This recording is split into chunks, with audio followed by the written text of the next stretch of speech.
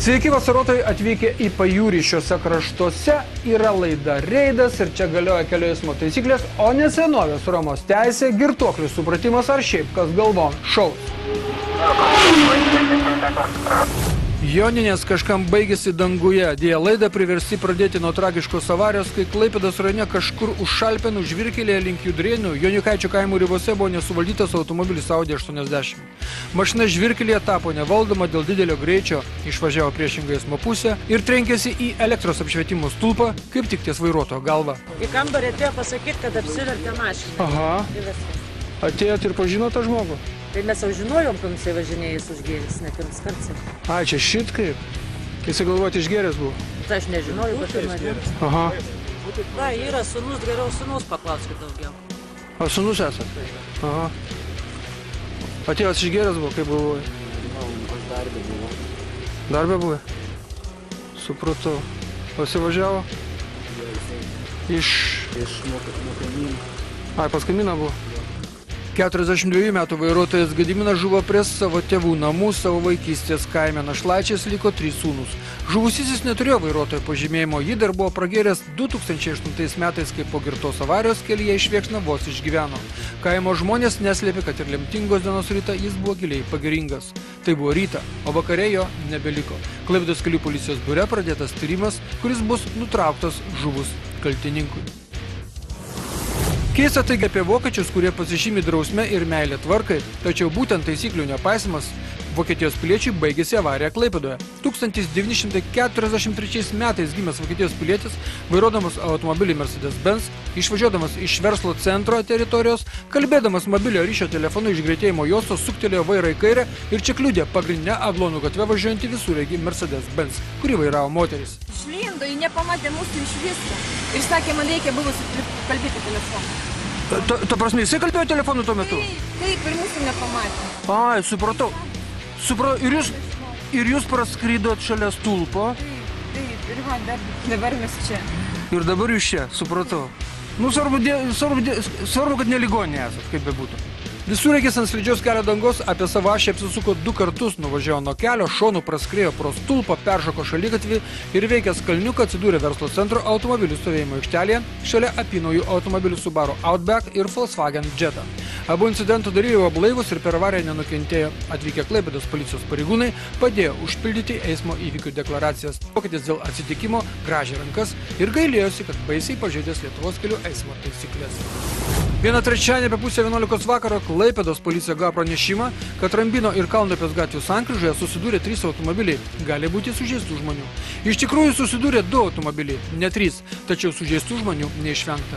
Avarija vyko, kai po šnaus ir išpuoselėto automobilio Audi A6 vairuotojas Mindaugas, išvažiuodamas iš šalutinės Rambino gatvės, nepraleido pagrindinę Kalnupės gatvę važiavusio automobilio Audi A3 ir mašinos susidūrė. Parvažiavo iš ten, o tas parlėtė iš tenai ir jisai grinai kirto va šitą mašiną jį. Ir jis apsisuko, o tas automatiškai čia gavos. Tai gerai, kad jie 3 ar 4, kiek jis važiavo, visi gyvi, o tą išvežė su raktikoliu. Lūžusiu. Jam matos iš karto. O ten vyras, moteris tavo yra? Vyras. Vienas buvo. Ir iš karto raktikolius iškilęs, tai jau. Ai, šit kaip netgi. Supratau. Bet grinai kaltas gavas, tai žmogus. Nu tai taip, šalutinis kelias yra ženklai. Pamatyti. Abu automobiliai nuvažiavo nuo kelio, vienas įstrigo prie stulpo, kitas užvažiavo ant šaligatvio, kitoje gatvės pusėje. Audi A4 ekipažas 20-metis vairuotojas Mantas ir 2 keleivės per avariją nenukentėjo. Viena mergina sakė, kad lūpa nuo sprogusios oro pagalvės buvo aptirpusi, bet nieko, praėjo. Į ligoninę buvo išvežtas avariją sukėlęs vairuotojas. Jis patyrė raktikulio traumą, jam sumušta galva. Abu vairuotojai buvo blaivūs. O avarijos vietoje susirinko negausių žiopliai, gailėjosi gražaus, įmantrė plėvelę apklijuoto automobilio Audi A6. Ši sankryža pasižymi avarijų gausa. Žmonės nekreipia dėmesio į kelio ženklus, todėl ir daužosi. Šilutės plente automobilis Opel Vectra stiprokai pylė į Toyota Avensis galą. Tai pylė, kad pranešėjams pasirodė, kad tai pavairuoti ir pilti galan gali tik girtas. Tad įvykio vietą buvo iškviesta policija, tačiau abu vairuotojai buvo blaivūs. Žmogų sustojo praleisti aš. O jūs? Nespėjau sustojoti. O jūs nenorėjot praleisti žmogaus? Ne, aš nusižiūrėjau. Supratau. Pūtėte jau? Pūtėte? Normaliai viskas? Blaivūs visi? Visi 3 mes blaivūs, žodžiu, supratau. O gerai jaučiatės šiaip? Kaklas? Truputį. O jūs? Nieko? Na šiaip tai smūgis, ką žinau, toks retokas.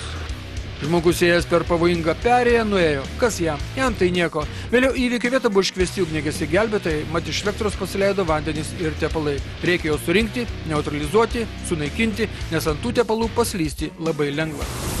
Tuo metu buvo gautas pranešimas, kad Taikos prospekto ir sausio 15 gatvės sankryžoje Audi Allroadas nukirto šviesoforą ir jis užgeso. Viskas buvo ne taip. Šviesoforas jau neveikė, kai susidūrė Audi Allroadas ir mažiukas Volkswagen Polo. Pamėlas, ponė, policiją kvietėt? Ne. Kodėl? Nežinau, aš nesavininkas. O kas savininkas? Pildo dokumentus. Kas su kom pildo? Nu, su kitom, kur susidūrė su kuo nors. A dvi mašinos susidūrė? Taip. Tai kad čia... Šviesoforas neveikia. Tai tuo metu šviesoforas neveikė? Supratau. Neveikiant šviesoforui Audi vairuotojai matomumą užstojo džipas, tai jį ir nepamačiusi baltojo Polo. Na, šviesoforai yra skirti tam, kad veiktų ir eismą reguliuotų, nes kol mes čia trepsėjome avarijos vietoje, vos nesusikūrė dar porą prelegentų. Ir kol jie nesusikūrė, eikime mes pavakarieniauti. Pertrauka, karšta ir nenorime mes įkirėti jums su savo avarijomis. Dabar mūsų pertraukia tradicinė Baltikum televizijos reklama ir anonsai, nuo po to laidoje matysite. Stabdymo kelias 56 metrai, tačiau tai neišgelbėjo nuo kraupios kaktomušos. 3-9 šeimininkas atsibudo tik ant šaligatvio, toliau pliekiamasi Liepų ir Artojų gatvės sankryžoje ir filmuoja reido reporteriai. Visą tai ir dar daugiau jau po reklamos.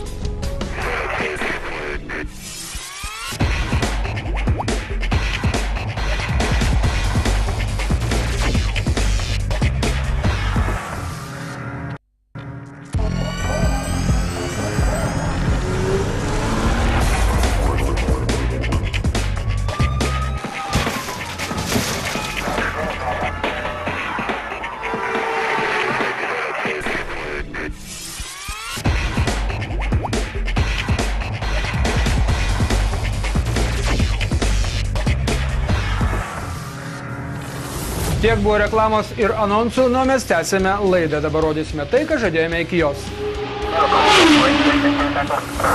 Trečiadienį truputį po 8 vakaro Klaipėdos policija gavo pranešimą, kad Lezo teritorijoje Pramonės gatvėje įvykus avarijai yra sužeistų žmonių. Įvykio vietą išskubėjo policija ir medikai, vėliau atvažiuos ir ugniagesiai gelbėtojai.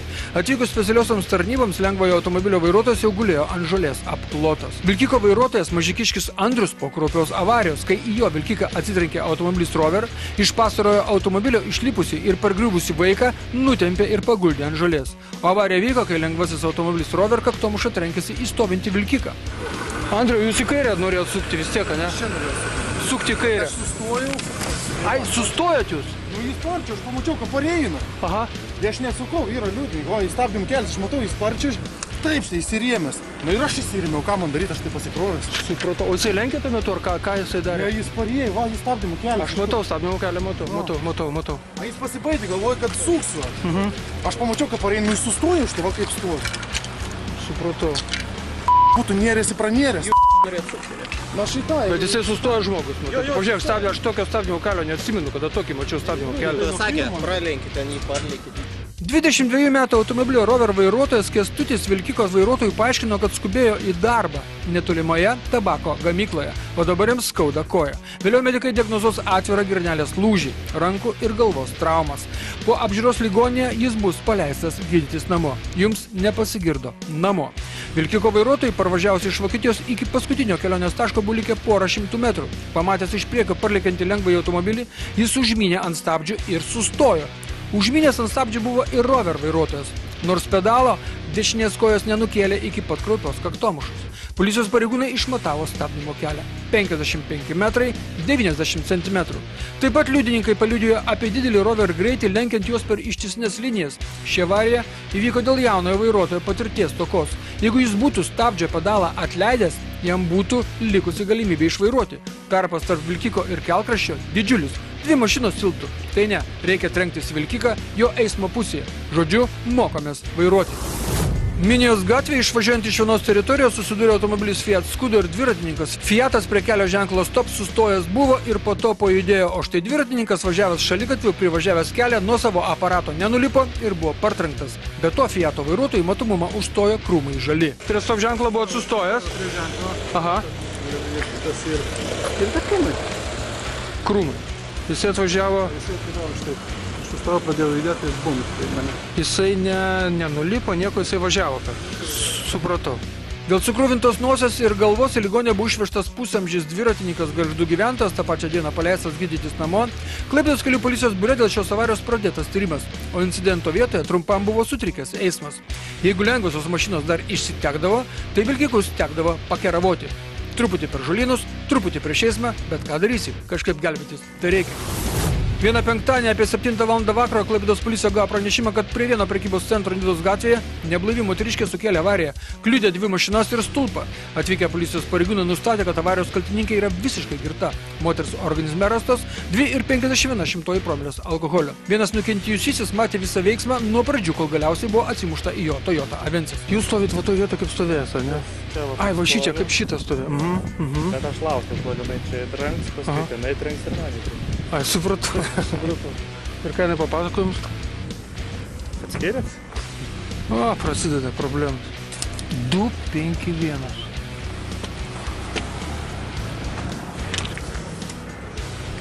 Apie vaikus kitus negalvoja. Galėjo būti vaikų, dar kažko tai. Aišku, čia ne mano teisė moralizuoti, bet atsiprašau. Sunkus girtumo laipsnis. Problemos jūs išvijo į gatvę kažkokios, taip? Taigi iš stovėjimo vietos išvažiavęs automobilis Nissan kirto gatvę ir savo kairę pusę kliudė kitoje pusėje stovinčio automobilio BMW galinį bamperį. Sukėlęs vieną avariją, automobilis tęsė kelionę toliau, grįžo į savo eismo juostą, čia užvažiavo ant šaligatvio ir trenkėsi į elektros apšvietimo stulpą. Vairuotoja nesutriko dėl netikėtos kliūties atsiradusios jos kelyje. Ji įjungė atbulinį bėgį ir pavažiavusi atbula ketino perjungti pirmą pavarą ir važiuoti toliau. Ji net nepajuto, kad važiuodama atbula atsirėmė į Toyota Avensis ir įjungusi pirmą pavarą jau ketino nuvažiuoti. Tačiau čia prišoko Toyotos vairuotojas Dovydas ir iš variklio žvedimo spydelės ištraukė raktus bei iškvietė policiją. Beje, pradėjus gilintis į avarijos aplinkybės paaiškėjo, kad avariją sukėlusi moteriškė, vidaus reikalų sistemos pensininkė, dar neseniai užėmusi labai aukštas pareigas Klaipėdos vyriausiajame policijos komisariate. Šeštadienį apie 2 val. Klaipėdoje avaringumu garsėjančia Liepo ir Ratojų gatvių sankryžoje stipriai susidūrus 2 automobiliams sužeistas vienas žmogus. Automobilio Citroen C3 vairuotoja Gintarė savaitgalį trumpam grįžusi iš sostinės į gimtąjį miestą su drauge važiavo prie jūros pagrindinę Liepų gatvę, kai staiga į jo automobilio šoną trenkėsi nuo kalno atvažiavęs automobilis Mazda 323. Šio vairuotojas norėjo skersai kirsti Liepų gatvę, įdant papildytų kuro atsargas degalinėje, esančioje kitapus gatvės. Po susidūrimo sutrikę vairuotojai apsitarė dėl eismo įvykio aplinkybių ir nutarė pildyti eismo įvykių deklaracijas. Tačiau vėliau Citroeno vairuotojai prireikė medikų. Jie atvykę Gintarę išsivežė į ligoninę. Jos prieš 3 savaitės įsigytą automobilį išvežė techninės pagalbos automobilis. Šioje sankryžoje yra įrengtas šviesoforas, tačiau šios avarijos metu jis neveikė. Anksčiau valdininkai teigė, kad jį išjungus, kol rekonstruojama netolima Joniškės gatvėje, automobilių srautas susireguliuoja pats. Avarijų buvo daug.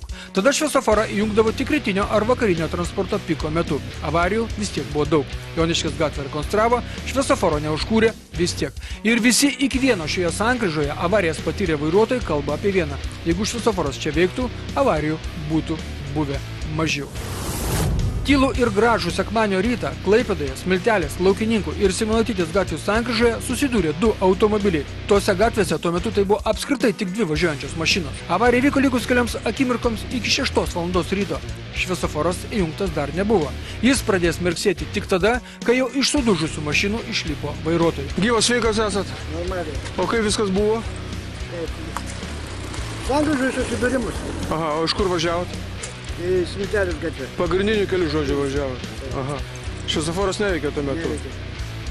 Ir ta Audi iš kur išlindo? Audi iš Laukininkų. Supratau. O šviesoforas staigiai pradėjo veikti, ar ne? O kaip po susidūrimo kelias minutės ir pradėjo. A, iš karto. Tai prieš 6 viskas buvo. Jo. Aš be 15-6 važiavau. Supratau. Labas rytas. Tai pabudote turbūt, ne? Ja, supratau. Dažnai važiuoja čia? Savaitę vieną kartą. Ai, supratau. Kažkaip galvojat, kad pagrindiniu keliu važiavo, ar ne? Ne pagrindinių šalutinių, nedegė šviesoforas, nemačiau pilką mašiną ir viskas. Pilka mašina, supratau. Na dabar pabudom visi, ne? Ja, viskas. Supratau. Svarbu, gyvi sveiki esam.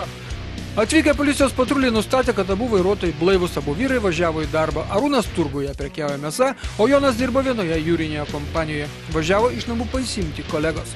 Policijos patruliai padėjo užpildyti eismo įvykių deklaracijas. Sudaužytus automobilius išvežė techninės pagalbos evakuatoriai, o įvykių vietą sutvarkė ugniagesiai gelbėtojai. Filmuoja reido reporteriai. Į rubriką pradėsime nuo šlykščiausių dalykų ir teiginių, kad nieko nėra šlykščiau, kaip automobilių susidūrimas kaktomuša. Šį kartą kažko kraupaus nepamatysite, tik tai dar vienas pavyzdys, kad kai kurie taip lenkia, tai galvoja tik apie save ir galvoja, kad kitas pasitrauks į kraštą. Šį kartą pasitraukė. Kitą kartą gali to ir nebūti. Tas kitas gali ir nesureaguoti arba užsispirti ir niekur nesitraukti. Kelias Dreverna priekulė. Kas važiavo, tas žino, kad yra toks tiltas per Vilhelmo kanalą ar šiaip per kažkokį griovį, už kurio nesimato, kas darosi. Tai aną dieną nufilmuotas štai toks incidentas. Važiuoja mašinos link priekulės, o už tilto vestuvininkai chaosą be kelią.